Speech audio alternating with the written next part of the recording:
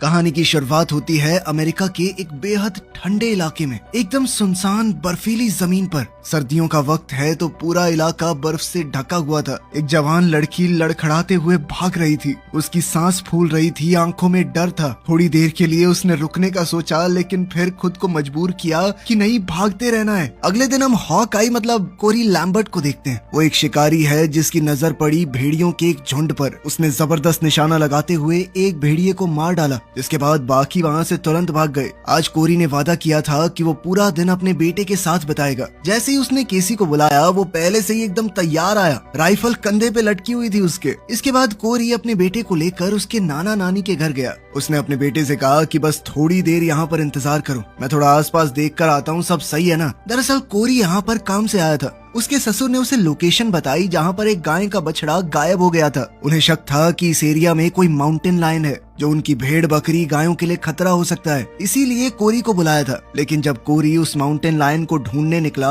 तो उसे बस पैरों के निशान दिखे, लेकिन ये किसी शेर के नहीं थे। जल्द ही उन कदमों का पीछा करते हुए उसे बर्फ पर खून के निशान मिले। उसने अपने बैग से कुछ खास कपड़े निकाले, पिस्टल अपने हाथ में ली और ध्यान से कदमों को फॉलो करने लगा। ये वही रास्ता था जहाँ से वो लड़की भागी थी। अभी उसके पैरों के निशान बर्फ से ढके नहीं थे। थोड़ा आगे जाकर निशान कुछ ऐसे हो गए कि कोई बड़ी मुश्किल से चल रहा हो। कोरी धीरे धीरे खून के निशान फॉलो करता रहा। थोड़ी आगे जाकर उसे वो लड़की मिल गई। वो बिल्कुल शांत पड़ी थी, पैर नंगे, जिस्म जम चुका था, मुंह में खून और बर्फ जमी हुई थी। कोरी ने तुरंत इमरजेंसी मदद के लिए कॉल किया। FBI को यहाँ तक आने में टाइम लगने वाला था क्योंकि रोड बहुत खराब है, हर तरफ बर्फबारी हो रही है। ट्राइबल पुलिस के चीफ बेन ने कहा कि बॉडी को हिलाना मत जब तक कि FBI के ऑफिसर आके साइट की छानबीन न कर लें। लेकिन कोरी बेचैन हो गया। उसने कहा कि बर्फबारी तेज हो रही है, जल्द ही पूरे निशान गायब हो जाएंगे लड़की के, कि कहाँ से भागी थी, कहाँ से आ रही थी वो। उसने बेन से परमिशन मांगी कि वो अकेला छानबीन कर सके, लेकिन बेन ने मना कर दिया। कोरी उस लड़की को जानता था, ये बॉडी नैटली की ही है, लेकिन बेन ने कहा कि ढंग से जांच करने के बाद ही कंफर्म करेंगे। थोड़ी देर बाद एक गाड़ी वहां पर आई। कोरी उसके पास गया तो ड्राइवर सीट पर एक लड़की बैठी थी जिसने अपना नाम जेन बैनर बताया। वो यहाँ पर अकेली आई थी और ठंड के लिए तो बिल्कुल तैयार नहीं थी। उसने हल्के कपड़े पहने हुए थे, इस तरह से तो जम जाएगी। उसने बताया कि मुझे ट्रेनिंग के बीच में ही यहाँ पे भेज दिया गया। एक FBI एजेंट का ऐसे रेंटल वैन में यहाँ पर आना बेन को बहुत अजीब सा लगा। केसी की नानी ने जेन को पहनने के लिए कपड़े दिए। ये कपड़े असल में उनकी नातिन के थे। वो बहुत खुश नहीं थी जेन को ये कपड़े देकर। जेन जब बाहर आई तो उसे देखकर कोरी एक पल के लिए जमा रह गया। अपनी बेटी की पुरानी यादें उसे सताने लगी। अब तक हम इतना तो समझ चुके थे कि उसकी बेटी शायद अब इस दुनिया में नहीं है, बाकी हुआ क्या ये नहीं पता। खैर इसके बाद कोरी ने केसी से कहा कि मैं कुछ घंटों में वापस आ जाऊंगा। बर्फीला तूफान रुक गया था और अब साइट पर वापस जाने का वक्त था। कोरी और जेन वहाँ पर एक साथ गए। ट्राइबल पुलिस चीफ बेन दूसरी स्लेड पर वहाँ आया। ट्राइबल पुलिस ने पहले ही साइट को सिक्योर तो कर दिया था। तूफान रुक चुका है पर कभी भी दोबारा आ सकता है। बेन और कोरी अभी भी बहस कर रहे थे। कोरी बार बार बोल रहा था कि मैं जानता हूँ इस लड़की को, ये नैटली है। जेन ने बॉडी का पास से इंस्पेक्शन किया और कहा कि फोरेंसिक्स को बुलाना बहुत जरूरी है। कोरी ने बताया कि उस लड़की का घर यहाँ पास ही में था, पर किसी ने भी अब तक मिसिंग रिपोर्ट नहीं लिखवाई। सबसे अजीब बात ये थी कि ये लड़की इसी इलाके से है तो भी नंगे पैर क्यों निकली। जेन ने कोरी से पूछा कि तुम क्या सोचते हो इस बारे में। कोरी ने निशान देखकर बताया कि ये बेचारी बर्फ में भाग रही थी, न जाने कब से, फिर थक हार कर यहाँ पर गिर गई। बर्फीली हवा उसके फेफड़ों में जाने की वजह से पल्मोनरी हेमरेज से उसकी मौत हो गई। जेन ने कोरी से कहा कि क्या तुम भी इन्वेस्टिगेशन में मदद करोगे। कोरी एक शिकारी था लेकिन उसका टैलेंट यहाँ पर काम आ सकता है। कोरी ने हाँ कहते हुए कहा कि जानवर और इंसानों में ज्यादा फर्क नहीं है, किसी का भी शिकार कर सकता हूँ मैं। बाद में हम कोरी को देर रात तक गोलियां तैयार करते हुए देखते हैं। तब केसी उसके पास आया। उसने नैटली के बारे में सुन लिया था। उसने सिर्फ इतना पूछा कि क्या वो सब दोबारा से हो रहा है। कोरी चाहते हुए भी अपने बेटे को मना नहीं कर पाया।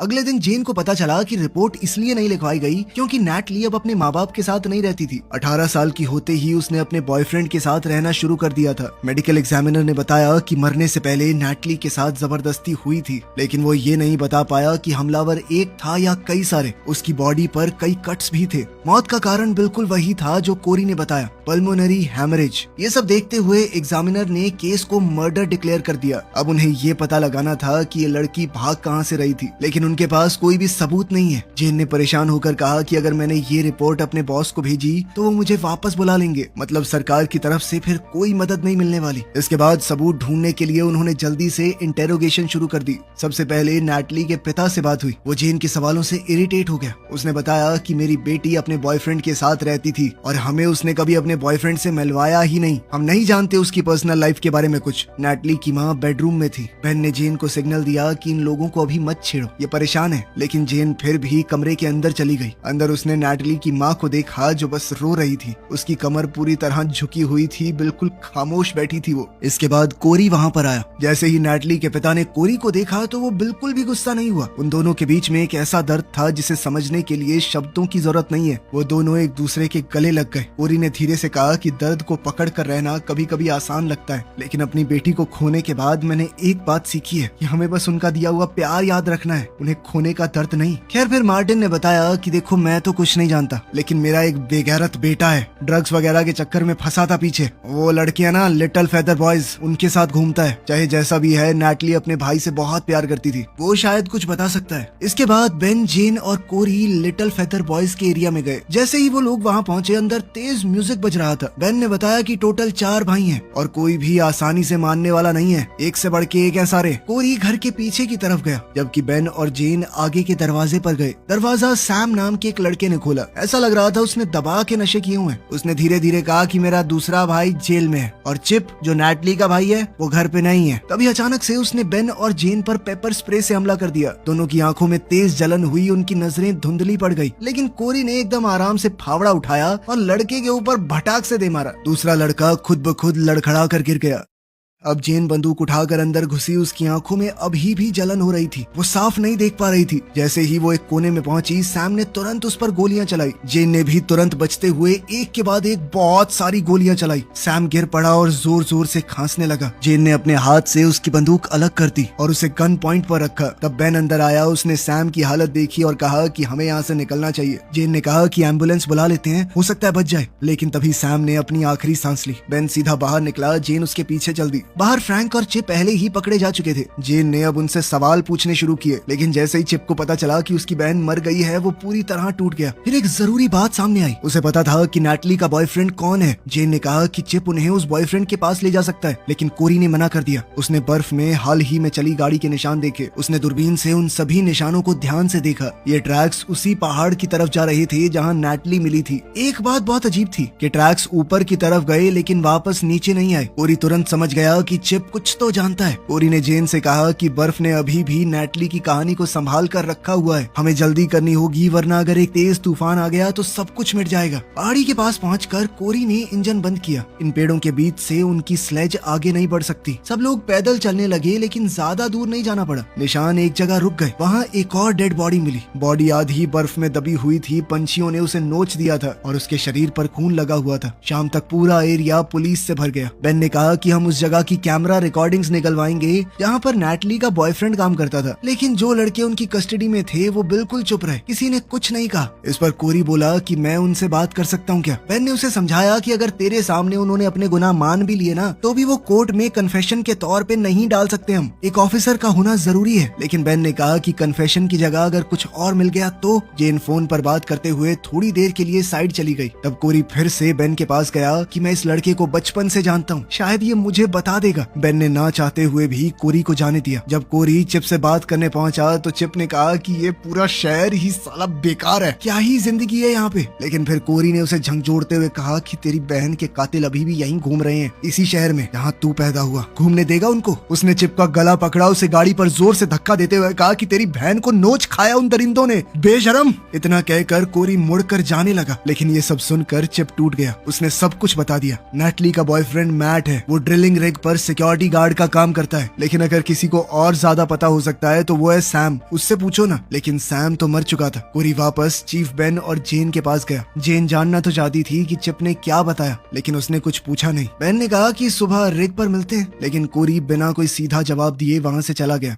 जल्द ही उस लाश की पहचान हो गई। वो नैटली का बॉयफ्रेंड मैट ही था। वो ड्रिलिंग स्टेशन पर काम करने वाला एक सिक्योरिटी स्टाफ मेंबर था। जेन जब ये खबर कोरी को देने उसके घर गई तो कोरी ने उसे अंदर बुलाया ताकि वो ठंड से बच सके। जेन घर के अंदर आई और जब कोरी पानी लेने गया तब उसकी नजर फैमिली फोटोज पर पड़ी। कोरी ने वापस आकर एक फोटो की तरफ इशारा करते हुए कहा कि मेरी बेटी का नाम एमिली था। ये सुनकर जेन ने दुख जताया। फिर कोरी ने अपनी बेटी एमिली के साथ हुआ पुराना दर्दनाक किस्सा बताया। उस वक्त कोरी एक दूसरे शहर में काम करता था। उस दिन कोरी अपनी पत्नी विल्मा के साथ एक छोटी सी ट्रिप पर निकल गया। घर पर 16 साल की एमिली और उसका छोटा भाई केसी अकेले रह गए। उस रात उनके घर में बिना बताए एक पार्टी हुई। सुबह नैटली का फोन आया और उसने बताया कि एमिली गायब हो गई है। बाद में एक चरवाहे को एमिली की लाश घर से 20 मील दूर मिली, लेकिन तब तक लोमड़ियों ने उसके शरीर को इतना खा लिया था कि ऑटोप्सी से भी कुछ पता नहीं चला। ये सब याद करके कोरी को बहुत दुख हो रहा था। उसकी आवाज में कपकपाहट थी। जेन समझ गई कि उसने कुछ ज्यादा पूछ लिया। अगली सुबह बेन कुछ यूनिफॉर्म वाले ऑफिसर्स को लेकर जेन के साथ मैट के स्टेशन की तरफ गया। कोरी एक अलग रूट से स्लेज का इस्तेमाल करते हुए निशानों को फॉलो करता हुआ आया। जेन ने नए ऑफिसर्स को सब कुछ समझाया। उनका काम है मैट के ट्रेलर की तलाशी लेना और देखना कि वहाँ कोई सुराग तो नहीं है जो नैटली के कत्ल का कनेक्शन दिखा सके। कोरी से भी कहा गया कि अगर कुछ मिले तो रेडियो से बता देना। बर्फ में कोरी आगे बढ़ता रहा। उसने जानवरों के पंजों के निशान फॉलो किए और एक मरी हुई जानवर की बॉडी तक पहुँच गया। उधर स्टेशन पर गार्ड्स ने कहा कि हम भी मैट के गायब होने की रिपोर्ट करवाने ही वाले थे। उन्होंने कहा कि मैट तो 2-3 दिन से गायब है क्योंकि उसका अपनी गर्लफ्रेंड से झगड़ा हो गया था ना। जेन ने नोटिस किया कि 2 गार्ड थोड़े से जख्मी लग रहे हैं। उन्होंने बहाना बनाया कि हमारा काम इतना मुश्किल है, हेलमेट वगैरह कुछ देते नहीं है कंपनी वाले, इसीलिए ऐसा होता रहता है। सुपरवाइजर ने आखिरकार ट्रेलर की तलाशी की परमिशन दे दी। कोरी ने दूरबीन से देखा कि जिन ट्रैक्स को वो फॉलो कर रहा है वो सीधा ट्रेलर साइट के पास से गुजरते हैं जहाँ बाकी ऑफिसर्स छानबीन कर रहे थे। ट्रेलर की तरफ जाते वक्त एक गार्ड ने जेन से पूछा कि नैटली ने मैट की मिसिंग रिपोर्ट की क्या। इस पर जेन ने हाँ कहा कि हाँ नैटली ने ही खबर दी थी। इस पर गार्ड तुरंत बोला कि तुम लोगों को तो नैटली की डेड बॉडी मिली होगी। ये सुनकर सबको शक हो गया। बेन के ऑफिसर आसपास पोजीशन लेने लगे। गार्ड ने भी तुरंत बंदूक निकाल ली। वहाँ एक लड़ाई वाली सिचुएशन बन गई थी। जब वो लोग ना तो नैटली ना तो मैट से कई दिनों से मिले हैं तो उन्हें कैसे पता कि उसकी डेड बॉडी मिली है वहाँ पे। दरअसल नैटली के कत्ल की खबर अभी तक पब्लिक नहीं की गई थी। सिर्फ एक लड़की के मरने की खबर थी, नाम नहीं बताया। खैर हालात को थोड़ा संभालते हुए जेन ने कहा कि मैं FBI से हूँ, अगर कुछ गड़बड़ की तो देश में जहाँ मर्जी छुप जाना, बचकर निकल नहीं पाओगे।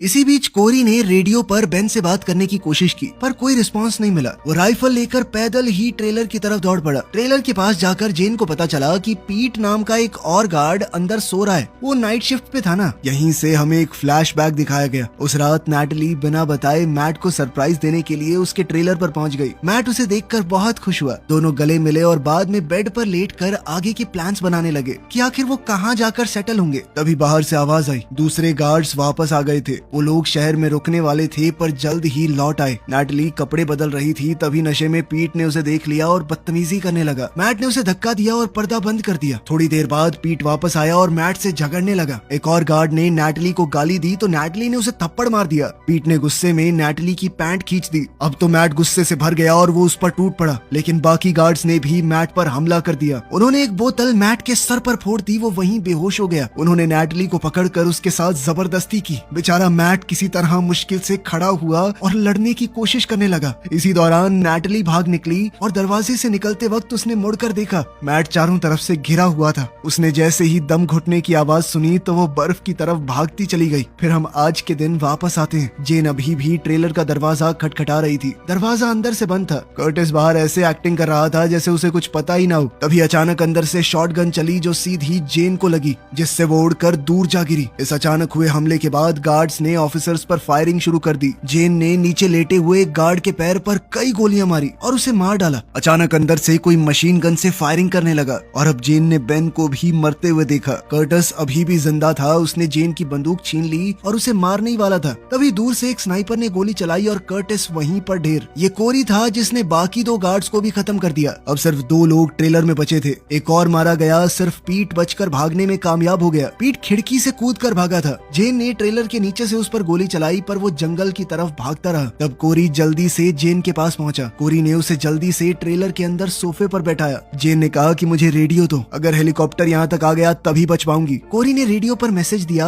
और फिर कहा कि मैं पीट के पीछे जा रहा हूँ, लेकिन अगर मैं उसे पकड़ भी पाया तो भी वो वापस नहीं आएगा। जेन ने हामी भरी। उसे पता था कि कोरी क्या करने वाला है।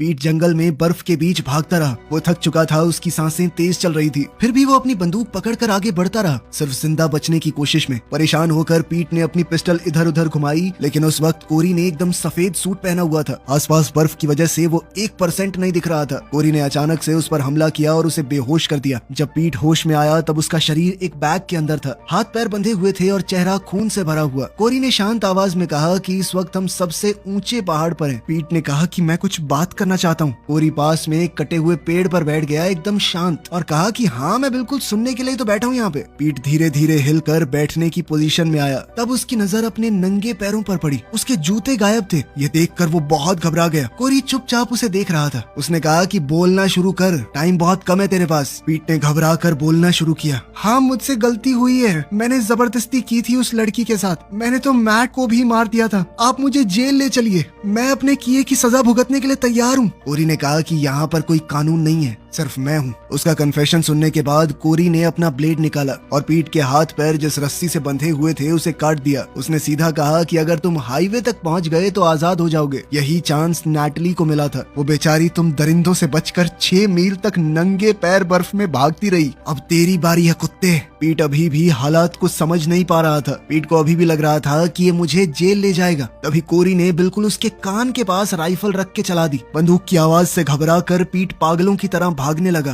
रास्ता उसका साथ नहीं दे रहा था। पहाड़ थे, ढलान थी, गहरी बर्फ थी। वो कभी गिरता, कभी हाथों पर चलने लगता। बिल्कुल एक जानवर की तरह भागता रहा। वो दूर खड़ा कोरी उसे बस देख रहा था। थोड़ी देर बाद पीट के फेफड़ों ने उसका साथ छोड़ दिया। वो बर्फ पर पीठ के बल गिर पड़ा, सांस के लिए लड़ता रहा और फिर धीरे धीरे तड़प तड़प कर मरा। कोरी को तो एक भी गोली चलाने की जरूरत नहीं पड़ी। बाद में कोरी हॉस्पिटल गया जेन से मिलने। जेन अभी भी जिंदा थी, थोड़ी कमजोर लग रही थी पर पूरी तरह ठीक हो जाएगी। कोरी ने एक छोटा सा मजाक किया तो वो हंस पड़ी। कोरी उसके लिए एक स्टफ टॉय भी लेकर आया था। इसके बाद जेन ने भावुक होकर कहा कि मेरे दिमाग में एक ही बात चल रही है, वो बेचारी 6 मील तक नंगे पांव कैसे भागी होगी, इतनी ठंड में किस हालत से गुजरी होगी वो। इस पर कोरी ने सिर्फ इतना कहा कि उसे भगाने वालों को भी भगा कर आया हूँ मैं। बाद में कोरी ने नैटली के पिता को भी जाकर ये पूरी बात बताई और सलाह दी कि अपने बेटे से इतना दूर मत हो जाओ, उसे जरूरत है अभी तुम्हारी। उम्मीद है इन लोगों की जिंदगी में आगे सब कुछ बेहतर ही होगा।